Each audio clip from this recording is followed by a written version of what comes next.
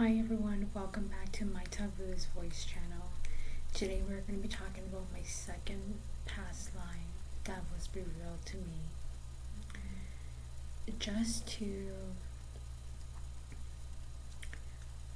I just want to mention something about my first video of my first past life that was revealed to me. In that dream, in that whole experience as a whole, it was meant for me to understand how not everything that it's said in the brain is truly us, and how important it is for us to recognize it and filter those things out. Of course, I didn't realize that because I didn't have guidance, and it wasn't, when I say I didn't have the guidance, I mean like I didn't have guidance in the physical form. Like my parents, they didn't know. They were the one that were a part of it. And it's not about blaming anyone, it's more of like they too were victims themselves. So I cannot expect them to be any different unless they do the healing work. And so, yeah, I didn't learn and understand that until I was much older and went through my own experience and did my healing and processing and understanding with my spirit team. This second past life experience was revealed to me when I was in high school. It wasn't until I decided to join a volleyball team. Truly, growing up, I was not somebody who was very into sports. Truly, I was not. Like all my siblings, they played all types of sports. Me, I tend to be the observer. Like I was present, I was cheering for them, but I was not playing. And my guys, they encouraged me. They really did want me to participate, and I did give soccer a try, but oh my gosh, was there a ton of running, and running was something that was not up my alley. But it doesn't mean that it can't be. It just means that I have to train myself. And so I did not pick soccer, but volleyball. When I joined I believe it was my junior year, I had such a great time, and I was picked as captain, and it was such a beautiful experience to be able to get that title and lead the team. And my senior year, it changed because our coach changed, and we got a new coach, and the coach decided to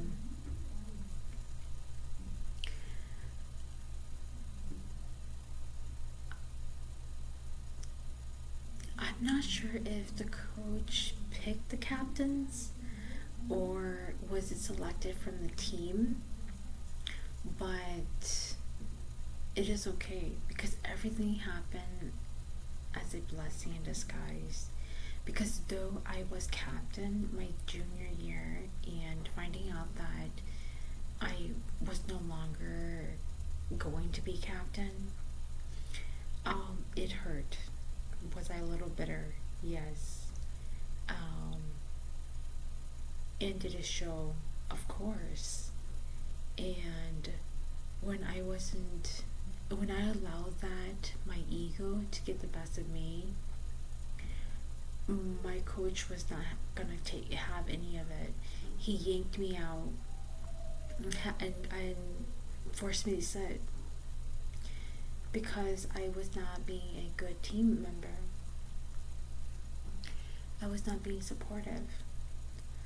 And it wasn't until we were in a tournament and we were playing against multiple schools, and I witnessed something so beautiful.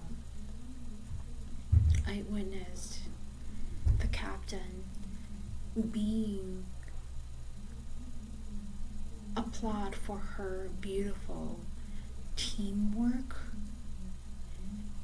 and leadership, and that changed my whole entire perspective, because it wasn't only somebody who was somebody that I knew in our group or our coach that was applauding her for her great work as a leader and as a supportive teammate, but it was strangers. Okay, a coach from another team that was saying, your captain is working her butt off. She's digging for every single ball.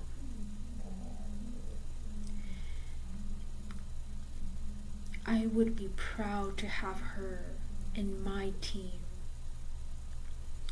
And I believe that he did mention that she needs support. She can't do it alone. Even if she is digging every ball that comes her way and trying to do her best, she still needs that support. She can't do it alone. And to hear that from a stranger who knew nothing about our team and how the dynamic worked, it really changed my perspective. Not only did it change my perspective of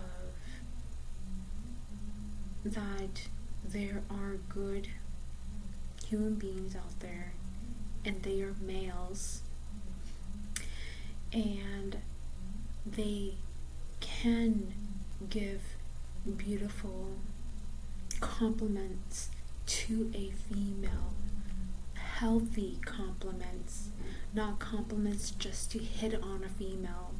It's genuinely speaking from the heart and saying that, wow, I see you and I see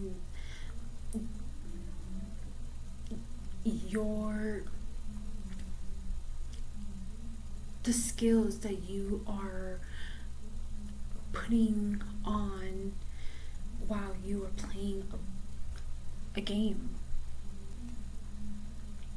And the word I'm looking for was displaying. She was displaying skills that I was definitely shortcoming of,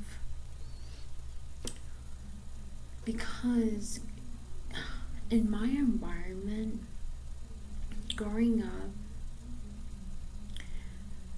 they would pin us against each other, have us compete with each other, and to know who is better than who and who are our competition.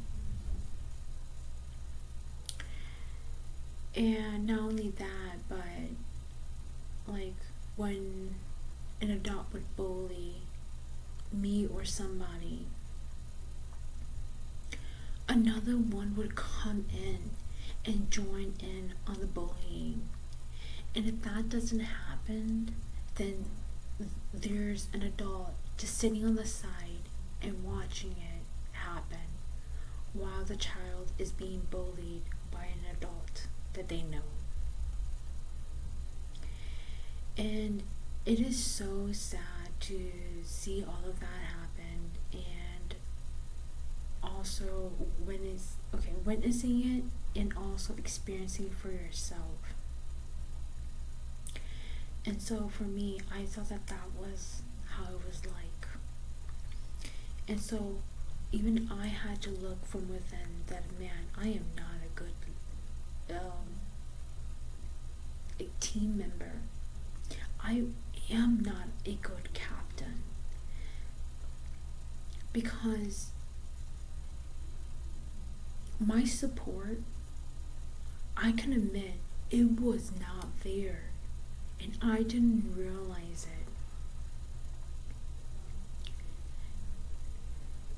it. And it was just so beautiful to be able to witness the soft leadership that I never got to experience growing up, but I got to experience it when I joined the volleyball team and stayed and committed my senior year as well, even if I was not captain. And I'm proud that I stayed, because I was so close of truly just saying that, you know what, screw this, I'm out. But I'm so glad that I stayed and stuck through it, because it had a beautiful message for me to humble me and to ground me and to help me and to shape me, to help me understand that the structure that was happening in my environment, they were not healthy. They were far from teamwork. They were far from a good leadership. They were more structured in a way where it was the adults, they were in control of everything. They wanted domination, and sadly the ones that were most vulnerable to their sick method of parenting was the kids. And did it ripple to the older adults? Definitely. But the thing is that at the end of the day, it is expected. It is expected, if you aren't doing the healing work, that you will, to survive, pick up those habits and do it to your kids. And then have that mindset of, now it's my turn. Now you are catering to me, how I cater to my parents, or whatever environment that you're in. But so how is this related to my past life? Okay, when I was able to do the reflection, and this was when I was my senior year, so 17, 18 years old, okay? And when I was able to do the reflection and understand what true beautiful leadership was, I dreamed of me as a prince, okay? When I have these dreams, I am not me looking like this, okay? I am somebody else, but I can feel my soul, and I know that is me. That's how it feels like. It's like when you see this individual, you're like, I don't recognize their face, but I know that is me, because you can feel your soul in that body. And so I saw the prince, and and that prince was me. I can feel it, and I could feel me talking to my men. What happened was, our kingdom was under attack, and we were in a private area underground, and nobody knew about it, of course. And so I was looking up because there was a small little crack for us to be able to view the front of the entrance to get into the kingdom. And there was just so much fighting, and I knew deep down in my heart that we were losing. We were outmanned. And I turned back around and I looked at my group of men, and I could feel everything that's in their heart, and I could feel what I wanted to say myself, but I didn't say it. I said exactly what I was groomed and trained to say. Instead of speaking from my heart, I spoke the words of what I was groomed to say. And so I said to my men, we're going to go out there. We're going to fight. And if we die, we die in honor.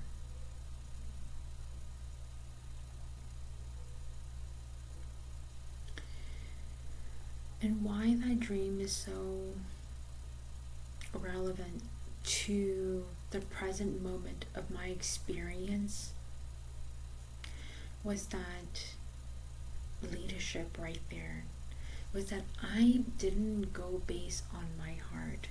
I went based on the programming that happened in my environment that I picked up. If I had allowed my heart to lead, it would have been completely different. During that period, if I had been brave enough to speak from my heart, I would have said, if we go out there, we're all gonna die.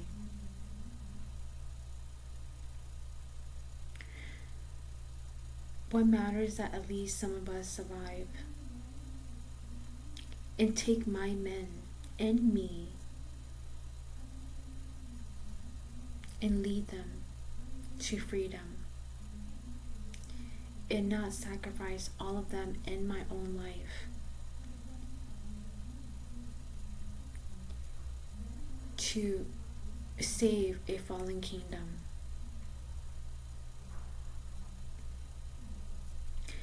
That is truly what I felt in my heart. I knew that we were gonna lose because we were outnumbered. And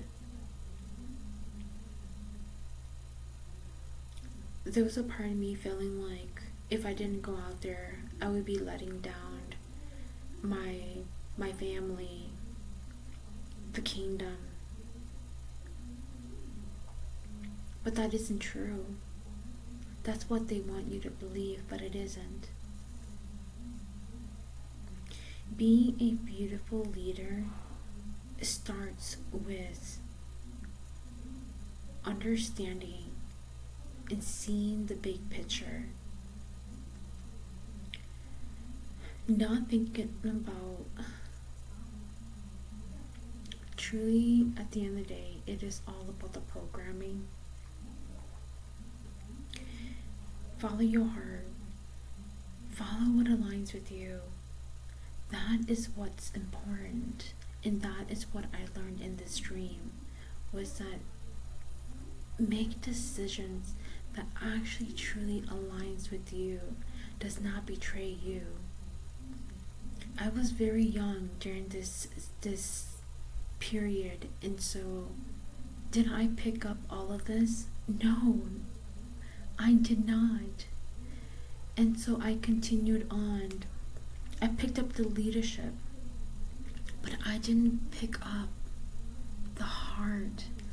The heart was the missing link, and it didn't happen until the very, very end of my past life that I will be talking about, and that is my sixth past life.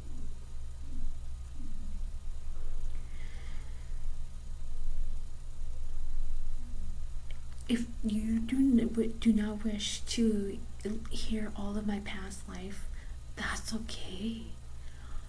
I hope that all that you get out from it is that don't close your heart. Every single of my past lives revealed to me that I kept on closing my heart and just kept on going according to what the community, the system wanted me to be. And I know deep down in my heart that was not the right thing to do. I knew, but I didn't follow it. I followed the group, and it always ended disastrously. Why? It's because it is not serving anyone. It's not even serving the kingdom, or for example, in our world now, the system doesn't serve the people. Okay? If anything, what's happening is that the people are just being used like honeybees. You work, and then you die, and then a new person comes in and takes over your job. You work, and then you die. That's why what is so crazy about the Bee movie. It is actually a really sick movie. I actually love that movie until I realized how sick it is. For them to make it seem that it is okay to abuse bees because they help pollinate and keep Mother Nature alive. And so it's okay to abuse bees. And it's another way of saying that it's okay to abuse human beings because they are serving a cause. And if they die, they die. It's okay. They live with a purpose already, right? And it goes back to my past life of, if we die in honor.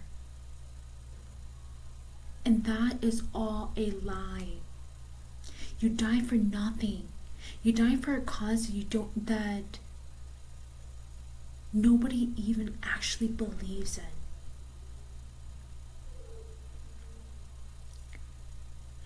Everybody is just in this because they're scared to be judged and be isolated from the group. That is it. But the criminal and the dictator, they are the one that's being controlled by the evil and dark energy, and making people like pin people against each other like puppets. That's what's so crazy. It truly, when you do the healing work, everything just makes more and more sense, and it's true. If you wish to have your past lives be revealed, it will be revealed. Like, maybe before I came to Earth, I had told my team, reveal it to me right away for me to, if I don't comprehend it then, I will comprehend it later, and I did.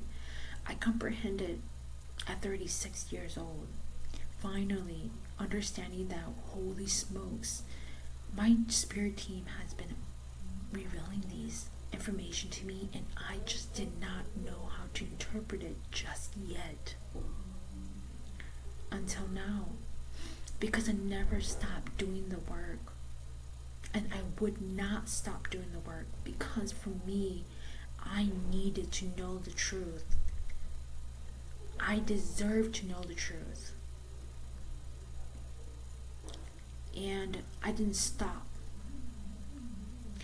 Because the thing is that it's not only me that's impacted by this, but I am doing it for me. But everybody else benefits from it. What I leave off, others will continue. We all deserve to live a beautiful life, but that beautiful life can only exist if we seek for truth and reveal everything that's being done in the dark to the light, and stop all of that. And also stop allowing people to F with your head. I understand that when you're a child, it's out of your control. But when you're an adult, you understand. I was able to understand slowly at 8 years old, so I was in 2nd grade. But everybody starts picking up information, sometimes even sooner. Everybody's different. And so go based on you. Don't compare yourself. We aren't in a competition with each other. We are our unique self. There is no, everybody has their own lane. Nobody needs to go into each other's lanes. We have a beautiful lane for ourselves that we do not need to worry about. And so stop letting people play with your mind, saying that, oh, they're out to get your job, oh, they're out to do this and that. No, anybody who's trying to say those things to you, they're the one that's out to try to F with your mind. And I will say this, okay, it is, use good discernment, because there are some that are warning you because somebody is really out to get you, okay? And so it is important to use good discernment, and that is the truth. I am gonna end the talk here. I love you all so much, and I hope that by me talking about my past lives, it is helping you understand yourself a little bit better, and maybe challenges that you're going through yourself, and trying to understand either to overcome it, or if you overcame it already and a lot of things are being revealed to you but you don't really know how to interpret it. I hope that this helps in a way. I love you all so much. Continue to keep taking care of yourself, putting yourself first, and I will talk to everyone soon.